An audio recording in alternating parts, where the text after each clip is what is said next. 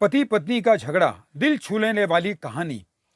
संयुक्त परिवार के एक पति पत्नी में काफी बड़ा झगड़ा हुआ।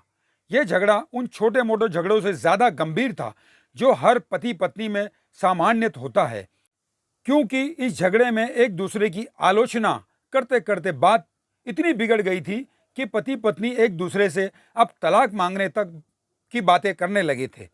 संयुक्त परिवार के बाकी के सभी लोग बहुत परेशान हो गए और वो सब किसी तरह इन दोनों को समझाकर इस झगड़े का अंत करना चाहते थे।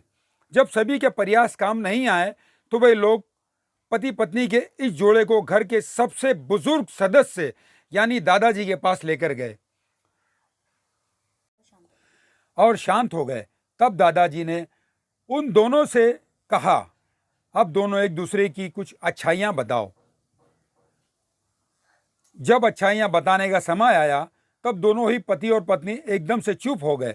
शायद गुस्से में उन्हें कुछ याद नहीं आ रहा था या फिर गुस्से की वजह से ही वो एक दूसरे की अच्छाइयां बताना नहीं चाहते थे। दादाजी ने यह बात भी महसूस कर ली।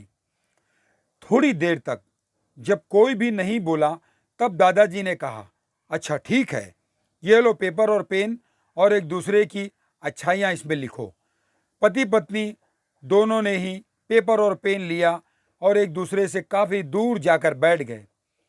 थोड़ी देर तक ना पति ने कुछ लिखा और ना पत्नी ने कुछ लिखा। पति ने पत्नी को और पत्नी ने पति को अपना पेपर दे दिया। वे एक दूसरे के पेपर पढ़ने लगे।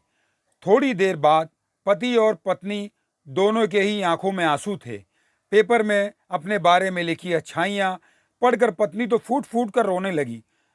पत्नी को रोता देख पति उसे चुप कराने के लिए दौड़ पड़ा और माफी मांगते हुए उसे मनाने लगा। पत्नी ने भी पति से माफी मांगी और माहौल ऐसा हो गया जैसे कभी कोई झगड़ा ही नहीं हुआ था। दोस्तों, कमियां और खूबियां जगत के हर इंसान में होती है। अब हमारे ऊपर होता है कि हम कमियां देखकर अपने जीवन को नर्क बना लें या खूबियां देखकर अपने जीवन को स्वर्ग बना दें।